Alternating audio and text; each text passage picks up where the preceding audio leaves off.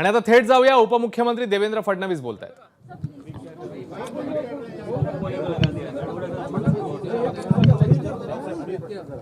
Okay okay.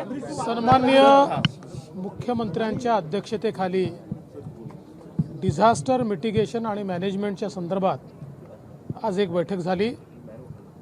या बैठकीमध्ये army, navy, air force, NDRF, SDRF आणि यासोबत सगळे विभागीय आयुक्त आणि डिझास्टर मिटिगेशन आणि मॅनेजमेंटशी संबंधित सर्व विभागाचे लोक हे उपस्थित होते.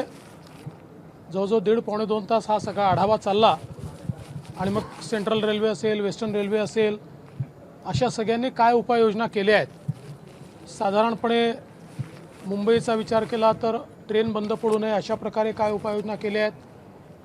आपल्या कोकणाचा विचार केला तर लँडस्लाईडच्या संदर्भात काही योजना त्या ठिकाणी आयडेंटिफाय करून, कारण आता आपल्याकडे लँडस्लाईडच्या संदर्भातले स्पॉट्स हे जुने होते, जुने आयडेंटिफाईड स्पॉट होते. आता नवीन स्पॉट आयडेंटिफाय केले पाहिजे असं लक्षात आलं, कारण मागच्या काळात ज्या 2-3 ठिकाणी झाल्या लँडस्लाईड्स ते आपल्या यादीतच नव्हते. तर अशा अनेक विषयांवर त्या ठिकाणी चर्चा झाल्या. सगळ्याच विभागातले प्रिपेअर्डनेसच्या संदर्भातली चर्चा झाली आणि मला असं वाटतं की मुख्यमंत्र्यांनी त्या संदर्भातल्या सगळ्या सूचना दिल्या आहेत. आणि आमचा प्रयत्न असेल की डिझास्टर तर टाळता येणं शक्य होत नाही. अनेक वेळा पाऊस किती पडेल हे आपल्या हातात नसतं किंवा एखादं डिझास्टर होतं, एखादा ॲक्सिडेंट होतो, पण त्याला रिस्पॉन्स फास्ट मिळाला पाहिजे हा प्रयत्न त्या ठिकाणी केला आहे. दुसरं असं आहे की मुंबईमध्ये विशेषतः बिल्डिंग्स पडण्याच्या घटना मोठ्या प्रमाणात होतात आणि महापालिका नोटीस देऊन त्यानंतर पुढची कारवाई करत नाही. त्यामुळे आयुक्तांना अशा सूचना देण्यात आल्या आहेत की एकतर जिथे बिल्डिंग पडेल त्या ठिकाणी जर नोटीस दिलेली नसेल तर त्या वॉर्ड ऑफिसरवर कारवाई केली पाहिजे. दुसरं, जिथे नोटिसेस दिल्या आहेत आणि विशेषतः जी हायली डिलॅपिलेटेड अशा प्रकारची बिल्डिंग आहे, लोकांना किती सांगितलं तरी लोक ती सोडत नाहीत आणि म्हणून किमान या काळापुरतं जर काही त्यांच्याकरता निवारे तयार केले तात्पुरते आणि त्या तात्पुरत्या निवाऱ्यात तुम्ही शिफ्ट व्हा. पावसाचे ते जे काही दिवस आहेत ते दिवस सोडून तुम्ही पुन्हा आपल्या घरी जा. अशा प्रकारचं काही करता आलं तर एखादी बिल्डिंग पडली तरी आपल्याला त्या ठिकाणी मनुष्यहानी वाचवता येईल.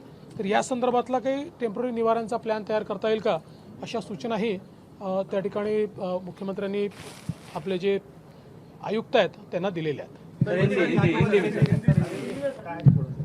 डिजास्टर मिटिगेशन और मैनेजमेंट के बारे में आज एक बैठक हुई. इस बैठक में NDRF, आर्मी, नेवी, एयरफोर्स और इसके साथ साथ रेलवे के लोग, अलग अलग विभागों के लोग ये सारे आए थे. म्यूनिसिपल कॉरपोरेशंस के लोग आए थे, कलेक्टर्स थे, विभागीय आयुक्त थे और सबने मॉनसून के चलते उनका डिज़ास्टर के बारे में, उसको रिस्पांस देने के बारे में क्या प्रिपेयर्डनेस है, इसके बारे में प्रेजेंटेशंस के बारे में सारी चीज़ें हमारे सामने रखी. और श्रीमान मुख्यमंत्री जी ने उनको ये निर्देश दिया कि डिज़ास्टर तो सारे के सारे हम टाल नहीं सकते, किंतु जब कोई डिज़ास्टर होता है, नेचुरल कैलामिटी होती है, तो हमारा रिस्पांस फास्ट होना चाहिए. इस दृष्टि से सारी यंत्रणा तैयार रहे और इसके बारे में कई निर्देश जो है वो अभी दिए गए.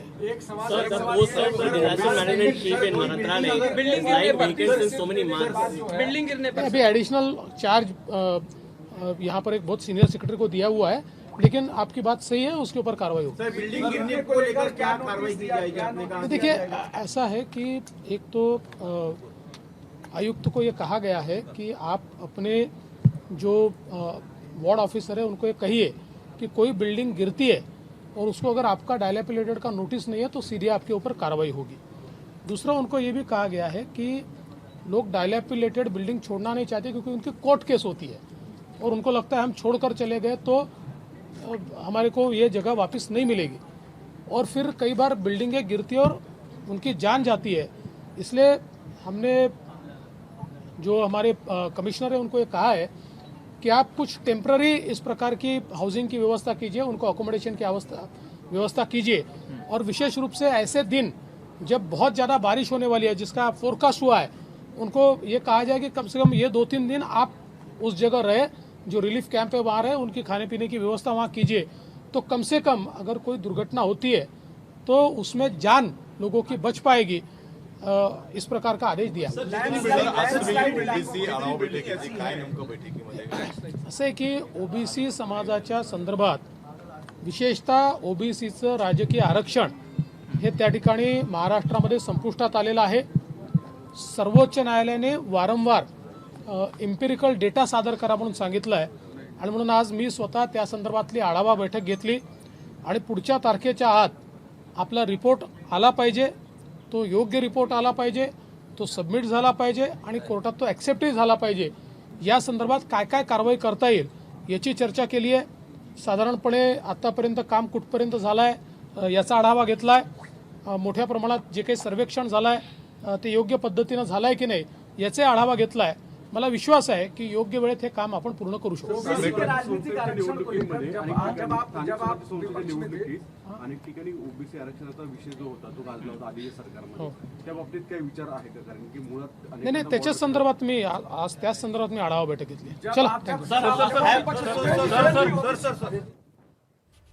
तेव्हा आपत्ती व्यवस्थापनाच्या बैठकीनंतर उपमुख्यमंत्री देवेंद्र फडणवीस यांनी या बैठकीसंदर्भातली माहिती दिली। नेमके कोणकोणते मुद्दे चर्चेला आले आणि कशा पद्धतीने आता पावलं टाकण्यात येणार आहेत याबद्दल त्यांनी सविस्तरपणे माहिती सांगितली। एबीपी माझा, उघडा डोळे बघा नीट।